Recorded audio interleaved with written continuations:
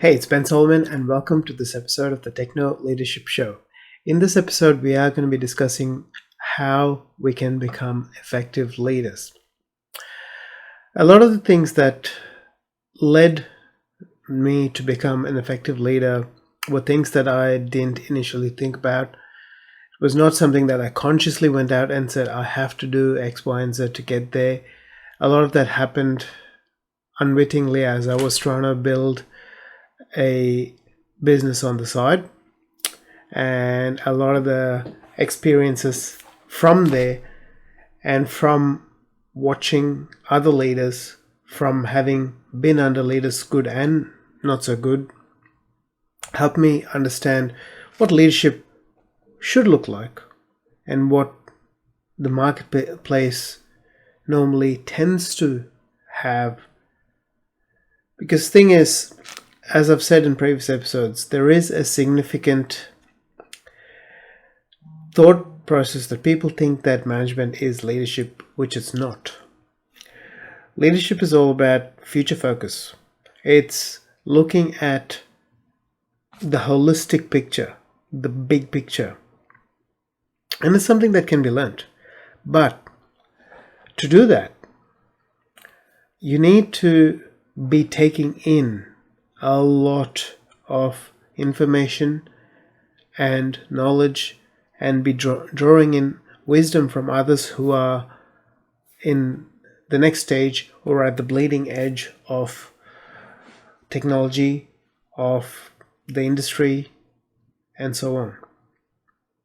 So when you have a good grounding in how things are progressing in the world, in the industry, in the technology that the industry depends on, and all of that, it helps you to see things in a way that is not possible when you are just focused on what's right in front of you.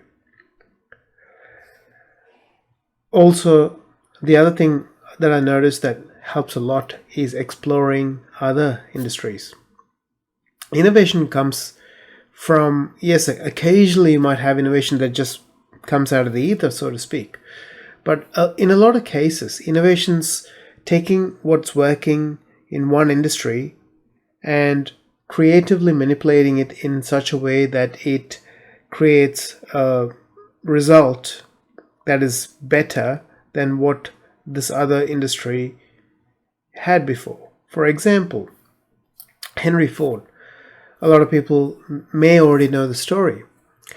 When he started the assembly line process to build the Ford cars, he got the idea from the meat industry, where they were using pretty much assembly lines to process meat. And he thought, that's a good idea. Why don't I bring it into the car space so that I can have specialized people that can do specialized parts of the process and it'll move faster.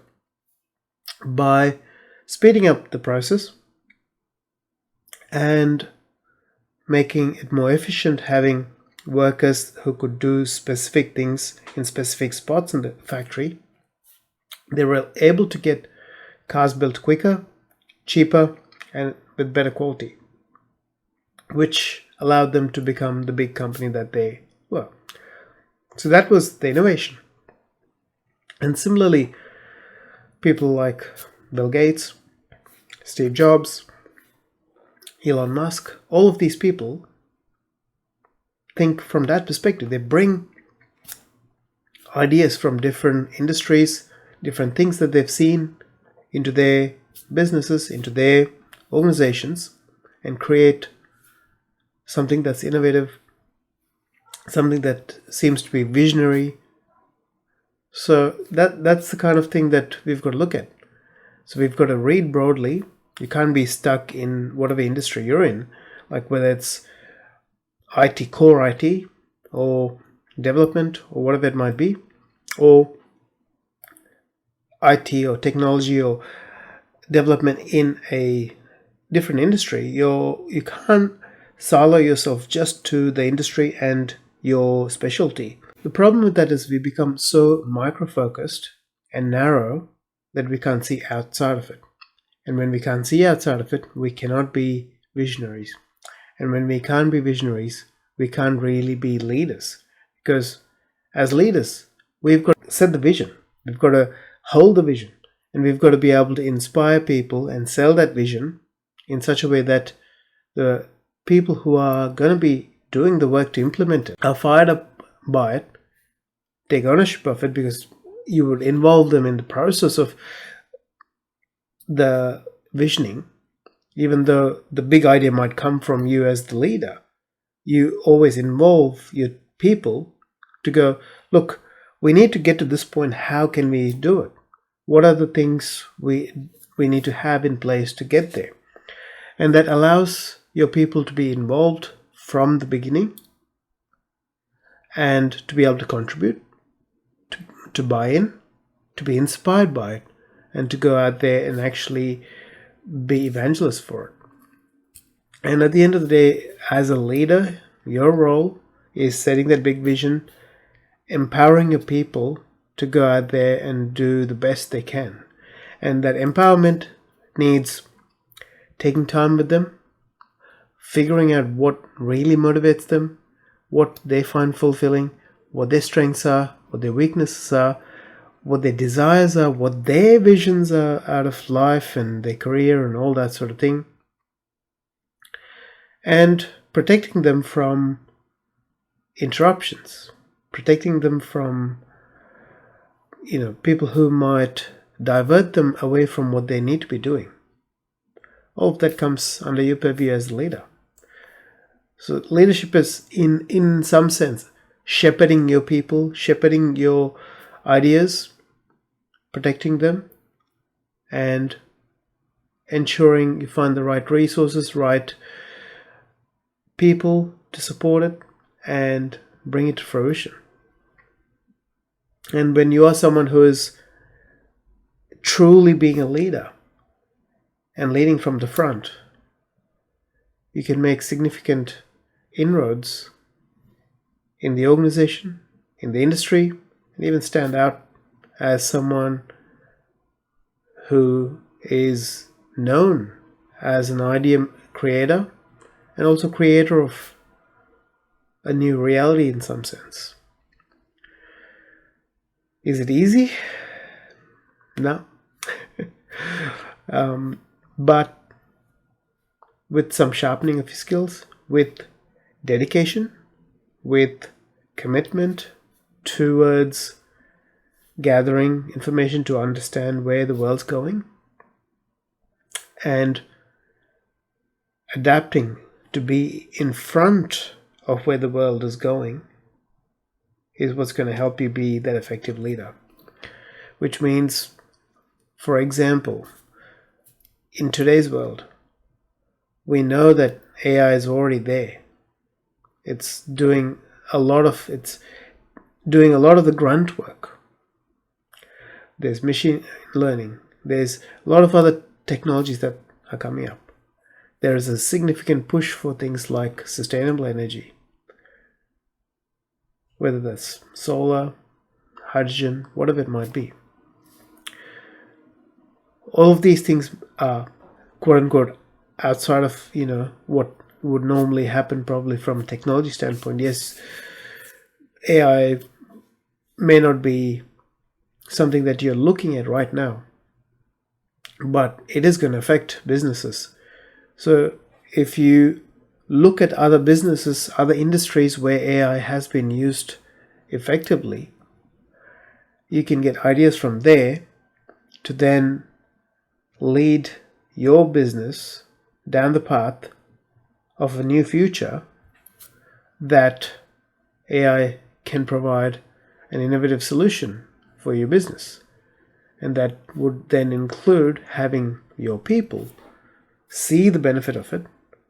And any new implementation of technology in a business takes work. It takes a lot of work, a lot more than what we initially plan for and think about. Because the thing is, if you've been in the technology industry for any period of time, you might pick up a computer and think, yeah, I can fix that problem in 5 minutes. And sometimes an hour later, you're sitting there going, why is this not working? That's the kind of variable environment that we are working with. There are so many variables in this equation. So as a leader, you need to be able to understand those variables as well, so that you can allocate and you can guide your team. You can give them the space that they need to be able to pursue these innovative ideas. Being a leader is about shepherding them, taking care of them, and shepherding the ideas as well, because there are people who are going to try and punch holes in it. And it's a good thing in some sense, so that you can then refine your idea more. But we need to be aware of naysayers and people who completely say, no, we're not even going to consider it, because at the end of the day, you're the one who's seeing that vision, and you have to be able to sell it to the right people. And unfortunately, if your CEO or CFO, who's going to be the ones who are going to authorize funding and things like that for these projects, doesn't see that vision, it's going to be difficult. So you need to have the ability to communicate that vision as part of your leadership. And in all honesty, I've said this to people that I've worked with. I've learned more about true leadership from some of the best sales books out there than from any other book, because the true selling, not your traditional old school hyped up selling. True selling is about understanding and becoming the trusted advisor. If you follow true marketers and true salespeople, they always talk about always thinking about the best for the other person. And if your product or service is not going to be the best for them, you need to have the deep sense within to say, no, unfortunately, this product's not the right fit for you. Can I pass you on to someone who can serve you best? Many people don't look at it that way. We are not appropriate and right for everyone. We're not a one-size-fits-all sort of solution. And as leaders, same sort of thing. We've got to work with our people to understand what they want. What does the business want? What do the clients of the business want? And then envision that and substantiate that with your management skills to say, based on data that we've got, these are the things that our clients want. And that's why we need to invest into this future vision. And then have a roadmap, a pathway to get to that vision in a tangible sense that people can look at it and see the investment that it takes to get there, in terms of money, in terms of learning, in terms of everything that it affects the business. So hopefully that gives you a different perspective around leadership, because we keep hearing leadership. Unfortunately, most people who talk about leadership on the TV, in the political arena, and even in business, don't really understand what leadership truly is.